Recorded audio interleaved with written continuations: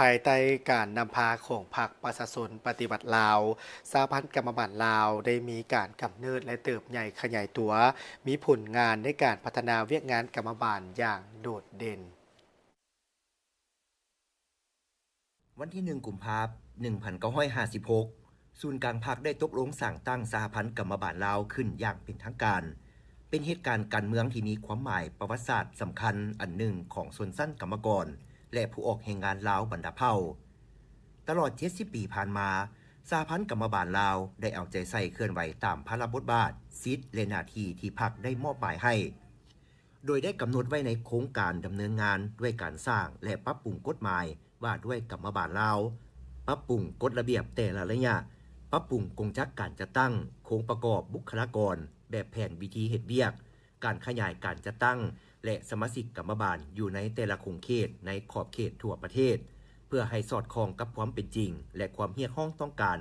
ของหน้าที่การเมืองในแต่ละระยะกองประชุมใหญ่ผู้แทนกรรมบาลลาวทั่วประเทศครั้งที่9ได้ค้นคว้าและรับรองทิศทางแผนการ5ปีในต่อหน้าซึ่งเป็นบาทเลี้ยวอันสำคัญในการนำพาชี้นำเวียกงานกรรมบาลโดยเฉพาะแม่นได้สร้างแผนพัฒนาเวียกงานกรรมบาล5ปีครั้งที่5แต่ปี2026 2030ประกอบมี7เป้าหมาย26แผนเวียกจุดสุ่มรับรองเอาคำขวัญของกรรมบาลลาวคือกรรมบาลลาวเข้มแข็งทันสมัยสามัคคีมีวินัยและน้ำใจสากลกรรมอาชีพและข้อแข่งขัน5เป็นเจ้าของกรรมบาลลาวเอกอ้างทนงใจที่เห็นได้ว่าตลอดระยะ70ปีผ่านมานี้องค์การจัดตั้งกรรมบาลโดยเฉพาะเป็นศูนย์กลางกรรมบาลลาวได้เอาใจใส่เขาร่วมประกอบส่วนเขาในการต่อสู้กู้ชาติเอาเอกราชอิสรภาพและปลดปล่อยประเทศชาติต่อสู้ท่วงเอาสิทธิและผลประโยชน์อันสอบธรรมทางด้านเศรษฐกิจสังคมและติดพันเน้นกับการต่อสู้ทางด้านการเมืองด้วยหลายรูปการภายใต้การนำพาของพรรคประชาชนปฏิวัติลาวดังนี้ภายหลังประเทศชาติของพวกเราได้รับการปลดปล่อยพรรคประชาชนปฏิวัติลาวก็ได้นำพาชนชั้นกรรมกรและผู้แรงงานประกอบส่วนเข้าในการปกป้องรักษาและสร้างสรรค์พัฒนาประเทศชาติให้มีความเจริญรุ่งเรืองสี่นำพาการเคลื่อนไหวของสหพันธ์กรรมบาลลาวให้มีความหนักแน่นทางด้านการเมืองแนวคิดสหพันธ์กรรมบาลลาวได้ตั้งหน้าเคลื่อนไหวปฏิบัติภารกิจปฏิวัติจัดตั้งนำพาสมาชิกกรรมบาลกรรมกรและผู้ออกแรงงานลาวบรรดาเผ่าให้มีความเข้าใจและเสื่อมซึมแนวทางแผนนโยบายของพรรคกฎหมายของรัฐระเบียบในการออกแรงงานปฏิบัติสิทธิและพันธะของตนสร้างสติเคารพระเบียบวินัยเข้มงวดเสริมขยายมูลเสื้อสามัคคีปองดองนำใจรับผิดชอบการประดิษฐ์สร้างใหม่พัฒนาสีมือแรงงานสุกยู่ขบวนการแข่งขันของกรรมบาลติดพันกับขบวนการหักษาและพัฒนาอย่างเป็นขบวนฟดฟื้นปกป้องสิทธิและผลประโยชน์อันชอบธรรมตามกฎหมายด้วยหลายรูปแบบสุกยู่สั่งสัญญาแรงงานบุคคลรวมหมู่เสนอปรับปรุงค่าแรงงานขั้นต่ำในแต่ละระยะขยายการจัดตั้งกรรมบาลเข้าสู่หัวหน่วยแรงงานเข้าร่วมในการสร้างและปรับปรุงนิติกรรมต่างๆที่พัวพันถึงสิทธิและผลประโยชน์ของสมาชิกกรรมบาลกรรมกรและผู้ออกแรงงานอย่างเป็นเจ้าการมีความตื่นตัวห่าวหันในการปฏิบัติหน้าที่เวียกงานความบากบั่นในการทำมาหากินเพื่อปรับปรุงชีวิตการเป็นอยู่ให้ดีขึ้นปรับปรุงเนื้อในการเคลื่อนไหวให้มีจุดสุมเข้าร่วมขบวนการปกปักรักษาและสร้างสรรค์พัฒนาประเทศตามแนวทางนโยบายของพรรค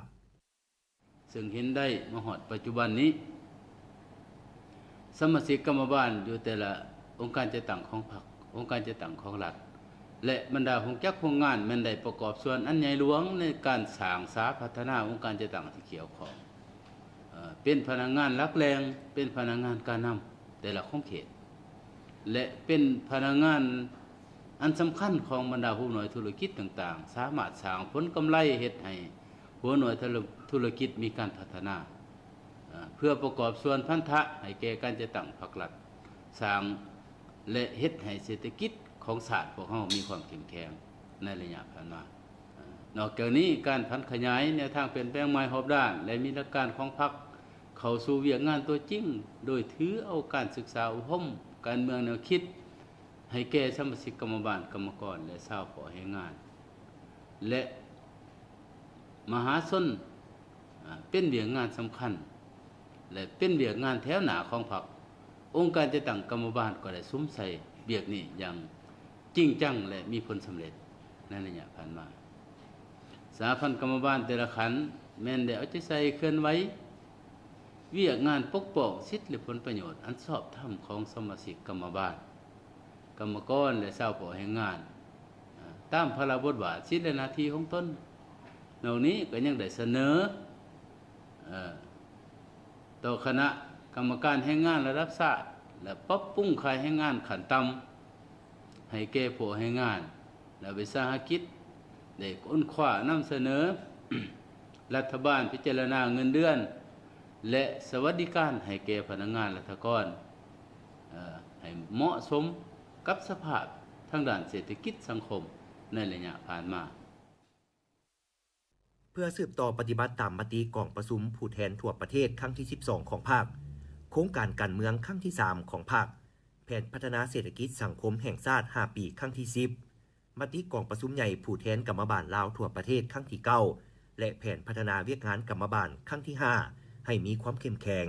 เป็นเจ้าการปรับปรุงกงจักรการจัดตั้งของตนให้มีความหนักแน่นปฏิบัติหน้าที่การเมืองให้มีประสิทธิผลยกระดับในการเคลื่อนไหวทุกด้านเคลื่อนไหวปกป้องสิทธิและผลประโยชน์อันชอบธรรมของสมาชิกกรรมบาลกรรมกรและผู้ออกงานเป็นเจ้าการตีถอยปรากฏการณ์ย่อท่อที่เกิดขึ้นในองค์การจัดตั้งก็คือภายในสมาชิกของตนยุ่งแหงขบวนการเคลื่อนไหวเวียกงานอยู่หักฐานประกอบส่วนเข้าในการสร้างพื้นฐานเศรษฐกิจเอกราชเป็นเจ้าตนเองให้มีความเข้มแข็งขึ้นไปเรื่อยๆ